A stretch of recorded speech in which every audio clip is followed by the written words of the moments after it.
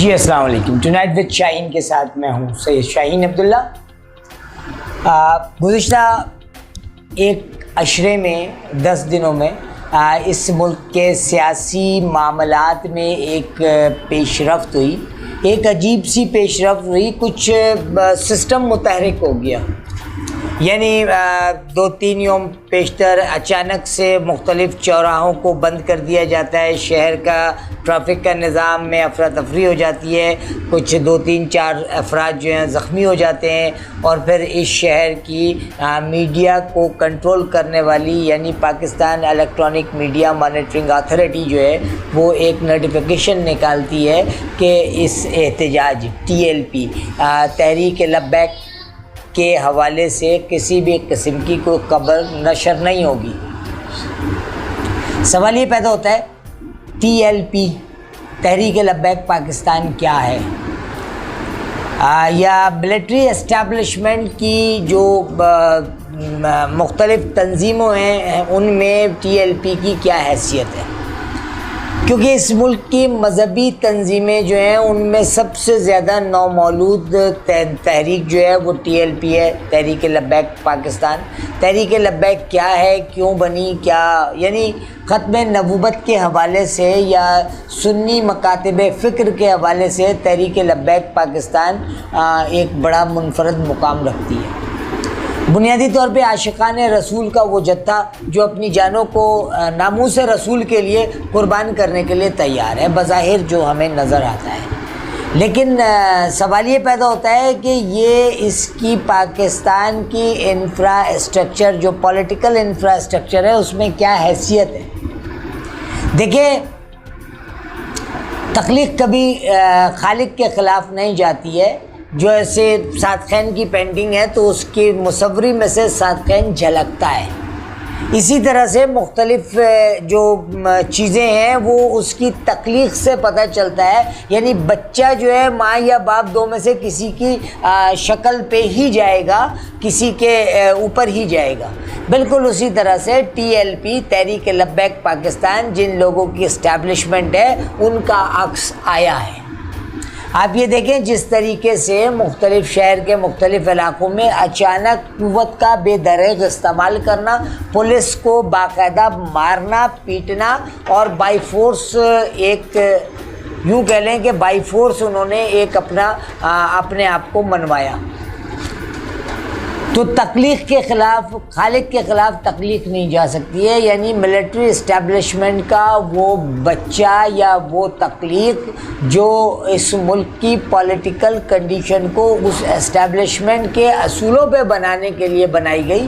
دیکھیں, اگر تحریک انصاف سے معاملات طے نہیں ہوتے تو TLP یقیناً حکومت بناتی. یہ وہ پرپنڈیکولر قوت تھی یا وہ پرپنڈیکولر سیاسی قوت تھی جو یعنی تحریک انصاف کے پیرلر رکھی گئی تھی کہ اگر تحریک انصاف کسی وجہ کر بھی نہ آ سکے تو تحریک لبیک پاکستان آ جائے. اور یہ جو ریومرز ہیں ان میں یقیناً حقیقتیں ہوتی ہیں کہ فوج کا ایک بڑا طبقہ تحریک لبیک پاکستان کو سپورٹ کرتا ہے. اسی طرح سے جوڈیشنری میں کچھ بڑے اہم لوگ ہیں, چونکہ ان کا سلوگن بہت زبردست ہے, یعنی عاشقان رسول. نبی کریم صلی اللہ علیہ وسلم کے بارے میں اللہ رب العزت ہمیشہ ارشاد فرماتا ہے کہ مجھے بہت عزیز ہیں وہ لوگ جو میرے نبی پہ درود پڑھتے ہیں. یعنی اور یہ ویسے بھی ایک ہیومن سائیکالوجی ہے یا انسانی فطرت بھی ہے کہ اگر آپ کو مثال کے طور پہ اپنا باس پسند ہے, آپ جا کر کے اس کی بٹرنگ کرنے کے لیے کہتے ہیں باس آپ کا بیٹا ماشاءاللہ بہت خوبصورت ہے, تو وہ یقیناً خوش ہوتا ہے. تو اللہ رب العزت اپنے نبی کا محمد صلی اللہ علیہ وسلم کے قصیدہ پڑھنے والوں سے یقیناً خوش ہوتا ہے, اس میں کوئی دو رائے نہیں ہے بحیثیت مسلمان. اب سوال یہ پیدا ہوتا ہے کہ ابھی جو حالیہ واقعات میں سعد خادم حسین رضوی جو کہ تحریک لبیک پاکستان کے امیر ہیں, اور خادم حسین رضوی صاحب مرحوم کے شہید خادم حسین رضوی مرحوم کے وہ لخت جگر ہیں. ان کا مطالبہ بھی بڑا مناسب اور معقول مطالبہ ہے کہ جی فرانس کے سفیر کو باہر نکالو. یہ الگ بات ہے کہ انہوں نے یہودیوں کے سفیر کو باہر نکالنے کی بات کی، جبکہ یہودیوں کا داماد وزیر اعظم تھا۔ تو نتیجہ یہ ہوا کہ سعد حسین رضوی کو ہی بند کر دیا گیا کہ تم سفیر کو باہر نکالنے کی بات کر رہے، تم ہی جیل جاؤ۔ وہ الگ بات ہے کہ 5 یوم گزرنے کے بعد ان کی ضمانت ہو جاتی ہے اور انہیں عام قیدیوں کی طرح سے ضمانت کے بعد چھوڑ دیا جاتا ہے۔ لیکن کیا یہ تحریک ختم ہو گئی؟ ہرگز نہیں۔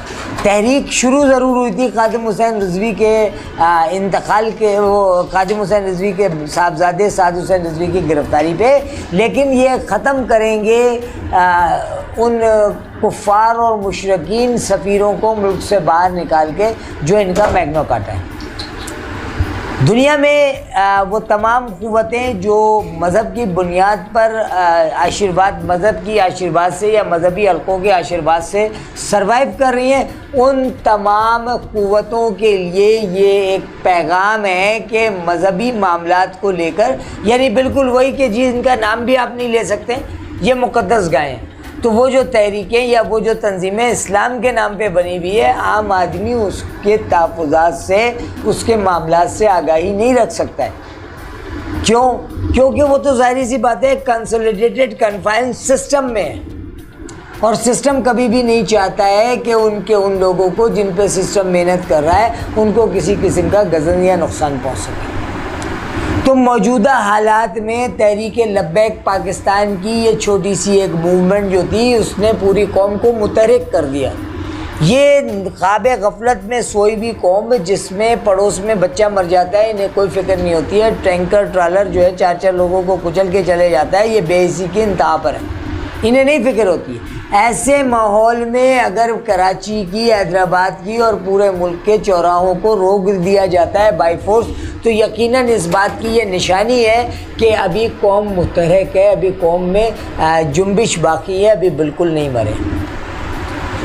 کراچی کی مقامی عوام کے حوالے سے میں کچھ اس لیے نہیں کہوں گا کہ ان کے پاس قیادت نہیں ہے، ان یتیموں سے، بے سہارا لوگوں سے ان کی قیادت چھین لی گئی ہے۔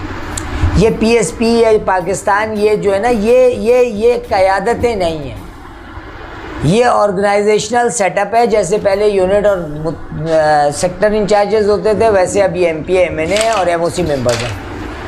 لیکن حقیقت یہ ہے کہ یہودیوں نے پاکستان کا نقشہ تبدیل کرنے کا بنیادی فیصلہ کر لیا ہے، اور پاکستان سے مراد کراچی اور حیدرآباد۔ ان کو آگے کی پاکستان میں کوئی مفاد نہیں ہے ان کا، چونکہ کوئی مفاد نہیں ہے اس لیے ان کی کوئی وابستگی بھی نہیں ہے۔ تو ٹو نائٹ وتھ شاہین سے شاہین عبداللہ کو اجازت دیجیے، بہت شکریہ۔